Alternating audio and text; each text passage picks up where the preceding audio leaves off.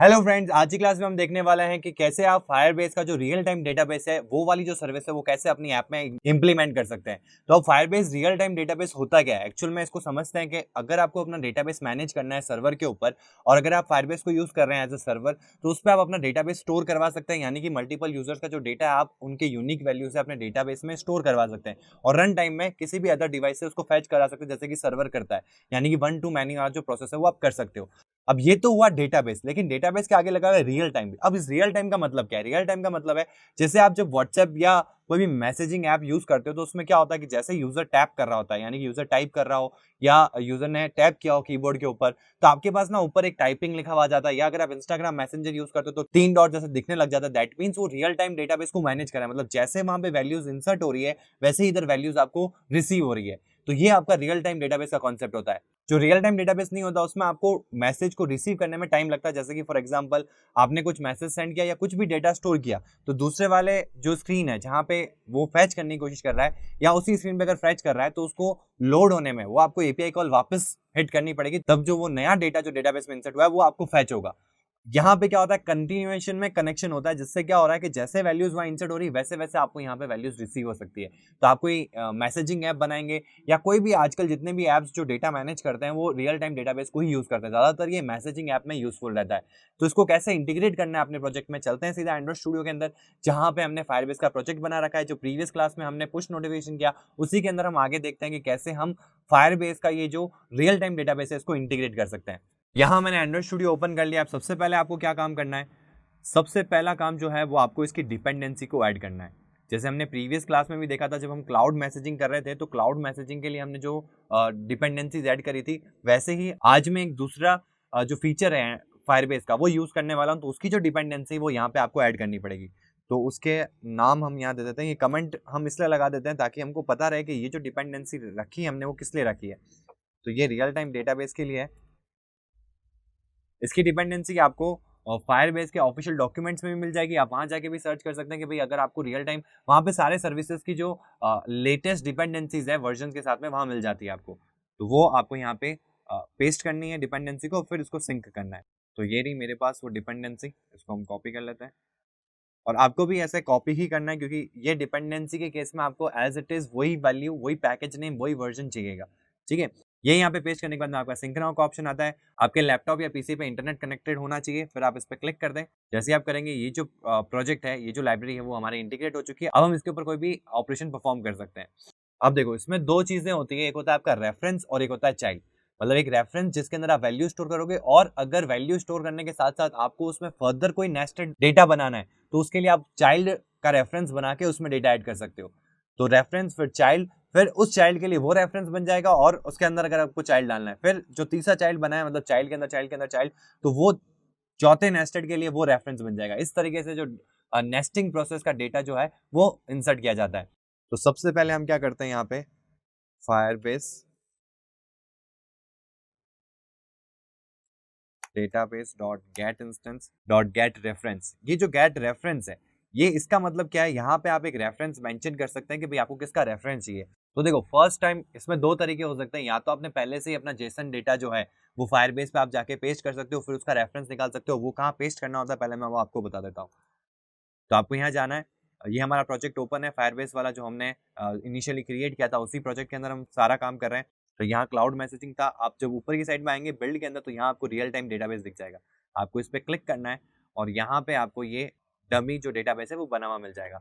अब आपको क्या करना है, यहाँ पे अगर आप चाहो तो यहाँ पे एक इम्पोर्ट जेसन का ऑप्शन होता है। फॉर एग्जाम्पल अगर आपके पास पहले से लार्ज अमाउंट ऑफ डेटा है और उसको आप सर्वर से मैनेज करना चाहते हैं तो वो जो लार्ज अमाउंट ऑफ डेटा है उसको आपको जेसन फॉर्मेट में कन्वर्ट करना पड़ेगा और वो जो जेसन डेटा बनेगा फॉर्मेट करने के बाद में वो आपको यहाँ पे पेस्ट करना पड़ेगा।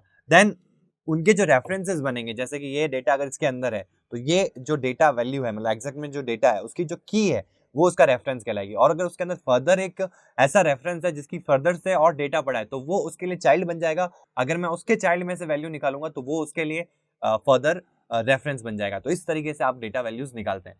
ठीक है, तो अभी मैं दो तरीके से किया जा सकता है। एक तरीका तो आपको पता चल गया कि इंपोर्ट जेसन करके, मतलब जेसन में डेटा रखो और यहाँ पे लाके इंपोर्ट कर दो, फिर उसको आप रन टाइम में रिसीव कर सकते हो, और अगर इंसर्ट करना है तो इंसर्ट कर सकते हो। और अगर रन टाइम, जैसे मैं इनिशियली इसको स्टार्ट ही कर रहा हूँ, कुछ भी नहीं है यहाँ पे, मैं अपनी ऐप से ही यूजर जब इंसर्ट करेगा तभी इंसर्ट होना चाहिए, तो उसके लिए आपको इस तरीके से, अगर आप यहाँ पाथ देते हो, तो अगर पहले से पाथ क्रिएटेड होगा, वहां पाथ होगा, आपको पता होगा ना कि भाई ये चीज यूजर्स वाले की के अंदर है या ये चीज नेम वाले की के अंदर है, तो वो पाथ आपको यहाँ देना है। तो जैसे कि मैं यहाँ पे आपको एक सिंपल सी वैल्यू इंसर्ट करके बताता हूँ यहाँ पे। अब ये क्या है, मैंने यहाँ पे एक रेफरेंस बनाया कॉपीराइट नाम से, ठीक है। तो अब क्या होगा कि जैसे ये लाइन एग्जीक्यूट होगी तो वहां पे अगर कॉपीराइट नाम से कोई रेफरेंस नहीं होगा तो ये क्रिएट करेगा और फिर उसका रेफरेंस लेके आएगा, और अगर क्रिएटेड होगा तो जो क्रिएटेड है उसका रेफरेंस लेके आ जाएगा, ठीक है। और इसको मेरे को आगे यूज करना है क्योंकि इसके अंदर मैं वैल्यूज इंसर्ट करना चाहता हूँ। तो पहले देखते हैं इसका रिटर्न टाइप क्या है, जिससे कि आपको पता चल जाए। देखो, गेट रेफरेंस जो रिटर्न करता है वो आपका क्या रिटर्न करता है, एक डेटाबेस का रेफरेंस रिटर्न करता है, ठीक है। तो हम यहाँ पे इसको किस में प्लेस कर देंगे, डेटाबेस रेफरेंस क्लास के वेरिएबल में, डेटाबेस रेफरेंस इक्वल्स टू। तो इससे क्या होगा, अब मैं इस डेटाबेस रेफरेंस को यूज करते हुए जो भी मेरे को वैल्यूज ऐड करनी है वो मैं ऐसे ऐड कर सकता हूँ, डॉट सेट वैल्यू, और यहाँ पे जो भी वैल्यू ऐड करनी है,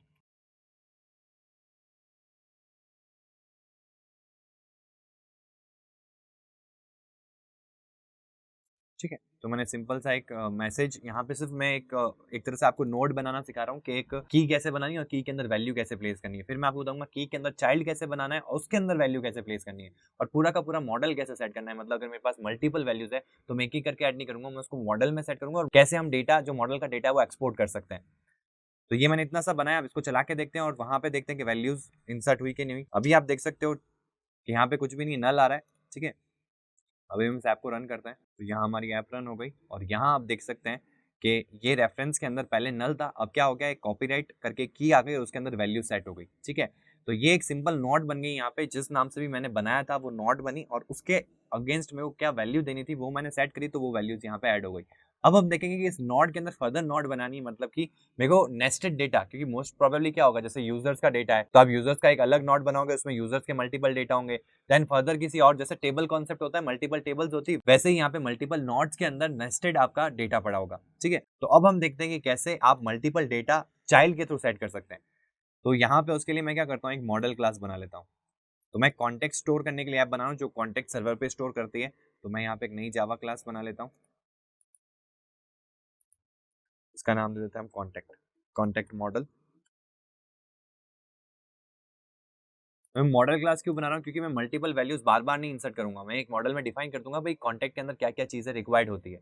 तो वो मैं बार बार, जैसे ही मेरे को कोई कॉन्टेक्ट ऐड करवाना होगा यूजर से, तो मैं डायलॉग बॉक्स पॉपअप करूंगा, वो अपनी वैल्यूज डालेगा कि नेम क्या है, नंबर क्या है, एड्रेस डालना है। मोस्टली केसेस में नंबर और नेम डालेगा और ऐड करेगा, तो वो दोनों वैल्यूज में लूंगा, एक मॉडल में ऐड करूंगा और मॉडल को ही एज इट इज सेट कर दूंगा कहाँ पे, उस रेफरेंस के अंदर। और रेफरेंस में पहले मैं क्रिएट करूंगा एक फर्दर चाइल्ड नोड, जिसका नाम दूंगा मैं कॉन्टेक्ट्स, और उसमें मेरे कॉन्टेक्ट्स ऐड होते रहेंगे, ठीक है। तो यहाँ पे हम वो चीजें मेंशन कर देते हैं, जैसे अभी मैं दो ही चीजें ले रहा हूँ, एक तो स्ट्रिंग नेम और एक string mobile number. Mobile number आप हमेशा स्ट्रिंग में ही लेंगे, क्योंकि आपको कोई मैथमेटिकल ऑपरेशन इसके ऊपर परफॉर्म करना नहीं रहेगा। नंबर जरूर है इंटीजर में, लेकिन ये जो नंबर है ये आपके कॉलिंग के लिए यूज में आते हैं, तो आप इसको स्ट्रिंग में ले सकते हैं। और फिर हम इसका क्या करते हैं, कंस्ट्रक्टर बना देते हैं। कंस्ट्रक्टर क्या होता है, method with same name as the class name, contact model.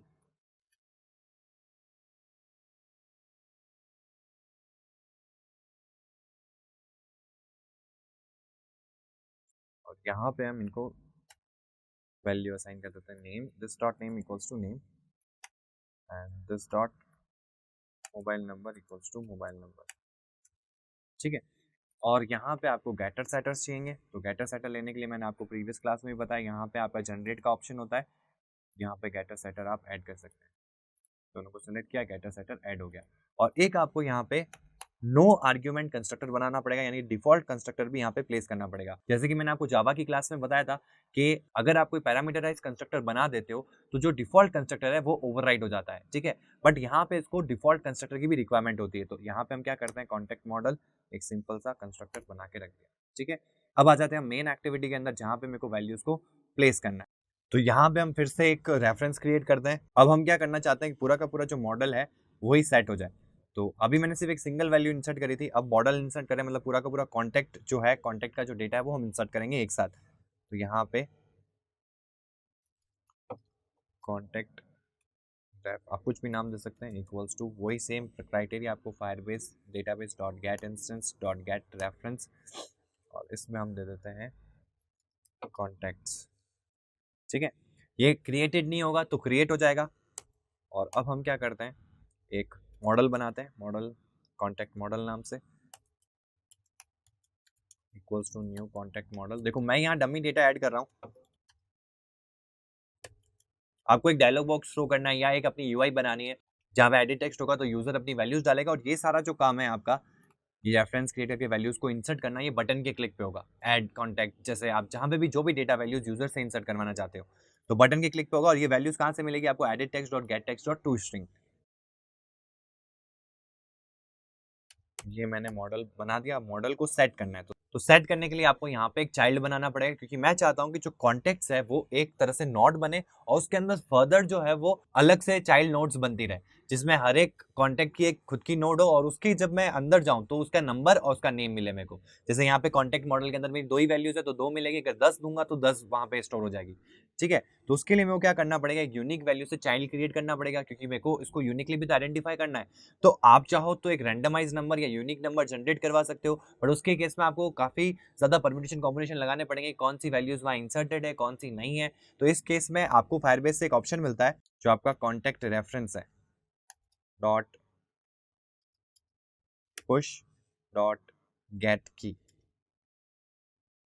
इससे आपको एक की मिलेगी जो जितनी बार भी इसमें वैल्यूज पुश होगी उसकी एक यूनिक की बनाता है फायरबेस, तो वो की आपको यहाँ पे मिल जाएगी। आप देख सकते हैं इसका रिटर्न टाइप क्या है, एक स्ट्रिंग, तो मैं स्ट्रिंग यहाँ ले लेता हूँ, स्ट्रिंग कॉन्टैक्ट, इसका नाम मैं दे देता हूँ कॉन्टैक्ट आईडी, आप कुछ भी दे सकते हो कॉन्टैक्ट आईडी। अब मैं वैल्यू जो पुट कर रहा हूँ, क्योंकि देखो मैं सिर्फ एक डेटा नहीं ऐड करने वाला हूँ, मैं मल्टीपल डेटा ऐड करूंगा, किसके अंदर, कॉन्टेक्ट वाला जो नोड बनेगा उसके अंदर। तो इसीलिए मेरे को क्या करना पड़ेगा, कॉन्टेक्ट रेफरेंस डॉट चाइल्ड, और यहाँ पे आपको वो जो कॉन्टैक्ट आईडी है वो प्लेस करनी पड़ेगी कि भाई किस कॉन्टैक्ट आईडी के अंदर आपको ये डेटा स्टोर करवाना है। एंड देन आपको यहाँ पे सेट वैल्यू और यहाँ पे कॉन्टैक्ट मॉडल को पास कर, तो ये आप देख सकते हो, ये सिंगल एक आपने नोड बनाई और डेटा सेट किया। और यहाँ जो हमने काम किया है वो क्या किया है, मल्टीपल नेस्टेड चाइल्ड डेटा। ठीक है, अब मल्टीपल कैसे होगा कि जितनी बार भी यूजर, जैसे कि आपने एक डायलॉग बॉक्स बनाया, जितनी बार भी यूजर वैल्यूज डाल के क्या करेगा, ऐड पे क्लिक करेगा, तो मैं ये जो कोड है वो एग्जीक्यूट करूंगा, यानी कि जितनी बार वैल्यूज आती रहेगी वो वैल्यूज एक नई नोड बनती जाएगी, किसके अंदर, कॉन्टेक्ट नाम की जो नोड है उसके अंदर फर्दर नोड्स बनती रहेगी। और किस नाम से बनेगी, इस कॉन्टेक्ट आईडी नाम से। और ये कॉन्टेक्ट आईडी यूनिक कैसे है कि जितनी बार भी वो पुश कर रहा है और जितनी बार भी डेटा ऐड हो रहा है तो उस समय क्या मिल रही है, यूनिक वैल्यू मिल रही है। वो यूनिक वैल्यू यहाँ जाएगी, तो रन टाइम में अगर मेरे को कोई क्वेरी भी लगानी पड़ी इस डेटाबेस के ऊपर तो मैं इस पर्टिकुलर आईडी से वो यूनिक डेटा को फैच कर पाऊंगा। तो अब इसको चला के देखते हैं। तो यहाँ पे आप देख सकते हो रन रियल टाइम डेटाबेस का, आप ये भी देख सकते हो कुछ भी आपको रिफ्रेश करने की जरूरत नहीं पड़ रही। जैसे ही वो मेरी ऐप रन हुई, क्योंकि मैंने ऑन क्रिएट पे कर रखा है, तो ऑन क्रिएट पे जैसे ही वो एक्टिविटी स्टार्ट होगी वो कोड एग्जीक्यूट होगा, और यहाँ पे देख सकते हो एक कॉन्टेक्ट नाम की एक नई नोड बन गई।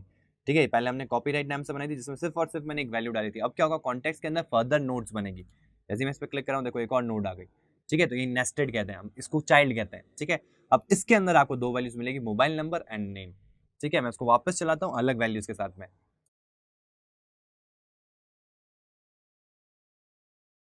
इसको वापस रन करते हैं।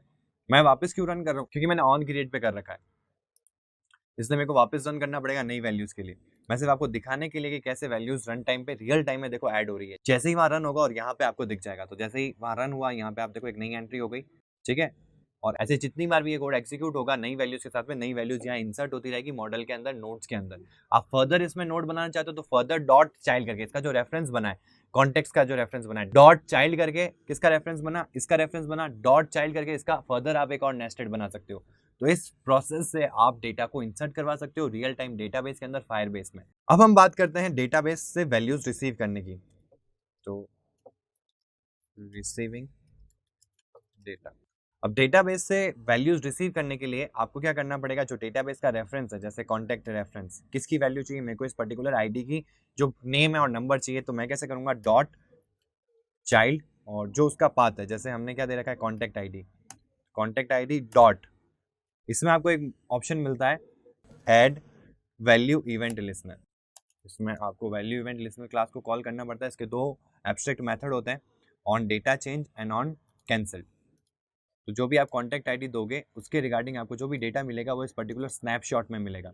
ठीक है, अब सबसे पहले हमको क्या करना है, यहाँ पे देखो ऑन कैंसिल मतलब कि डेटाबेस का कोई एरर आया, आप जो वैल्यू गेट कर रहे हो शायद वो जो की है वो सही नहीं है, जो भी डेटाबेस का एरर है तो वो किस में आ जाएगा, ऑन कैंसिल में। और अगर सब कुछ सही रहा तो वो इसमें आ जाएगा। तो हम क्या करते हैं, इसको लॉग डॉट ई और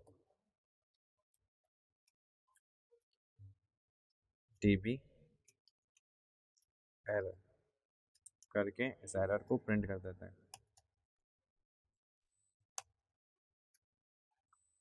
और यहाँ ऑन डेटा चेंज में हम क्या करेंगे, जो हमको डेटा से काम करना है, और डेटा किस में मिल रहा है हमको, स्नैपशॉट के अंदर। स्नैपशॉट एक फायरबेस रियल टाइम डेटाबेस की बनाई गई एक डेटाबेस के लिए एक स्नैपशॉट क्लास है। इसमें आप जाके देख सकते हो, ये क्लास है, एक मॉडल क्लास बना रखी जिसके थ्रू वो डेटा को सेंड करता है। अब हमको देखना है कि हमको वैल्यू क्या मिलेगी। जैसे मैंने इस कॉन्टैक्ट आईडी को दिया तो कॉन्टैक्ट आईडी पे क्या मिल रहा है, एक मॉडल की वैल्यू मिल रही है, क्योंकि हमने मॉडल ही तो सेट किया है।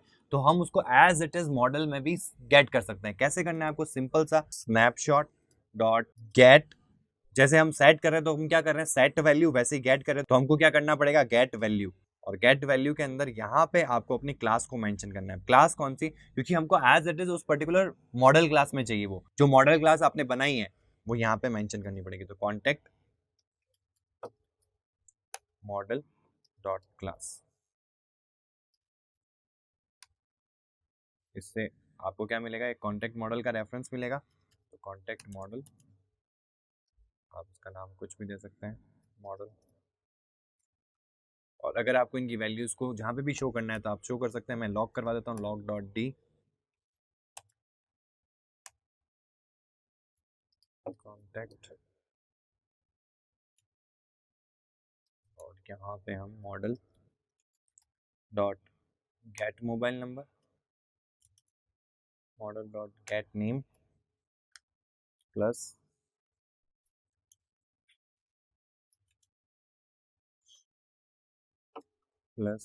Model dot gate name, model dot gate mobile number. मैं इसको वापस चलाऊंगा तो मैं इसकी वैल्यू चेंज कर देता हूँ, नहीं तो यही वैल्यू चली जाएगी।